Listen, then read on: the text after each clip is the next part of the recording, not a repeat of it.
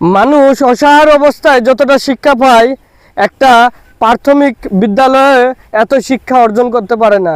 বইয়ে যা শিক্ষা আছে তাই গ্রহণ করবে, কিন্তু বাস্তবতা শিক্ষা আপনি অসহায় হলে বুঝতে পারবেন।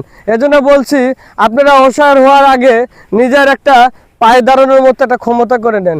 আজ আমি পায়ে দাঁড়ানো নাই মতোই, তার মানে আমি আজকে মানুষের কাছে দুর্বল, আজকে মানুষের চোখের কাছে আমি অসহায়, আজকে নিজের বাপ মাও আমাকে দেখতে পারে না, আজকে আমি নিজের দোষে নিজের জন্য নিজের ক্ষতি করছি, নিজের পায়ে নিজে কুড়াল মারছি, নিজের জন্য নিজে আজকে চাকরি হারাইছি।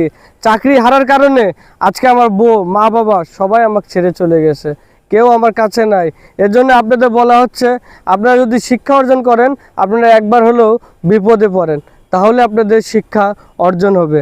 আমি বলতে চাচ্ছি, শিক্ষা অর্জন করা খুবই জরুরি। আমারে শিক্ষা অর্জন না করলে, যখন বড় লোকের পকেটে যদি 500 টাকা থাকে, তাহলে সেটা ওরা মনে করে 5 টাকা, আর গরিবরা যেটা 5 টাকা পকেটে থাকে সেটা মনে করে 500 টাকা। এখানে উদাহরণ আছে, উদাহরণটা আপনারাই বুঝতে পেরেছেন, আমি আর বলা লাগবে না। এজন্য বলা হচ্ছে, বড় লোকরা তাড়াতাড়ি পতন হয় একটা মূল কারণেই, যে কারণে হচ্ছে তাদের টাকার অহংকার যখন বেড়ে যায়, তাদের মধ্যে হয়ে যায়, তারা তখনই পতন হয়ে যায়। আর যখন দেখে গরিব মানুষ তার কোনো ক্ষতি বা কোনো লাভজনক কিছু করছে না, তখনই তাকে আঘাত করে তাকে তার স্থান থেকে সরিয়ে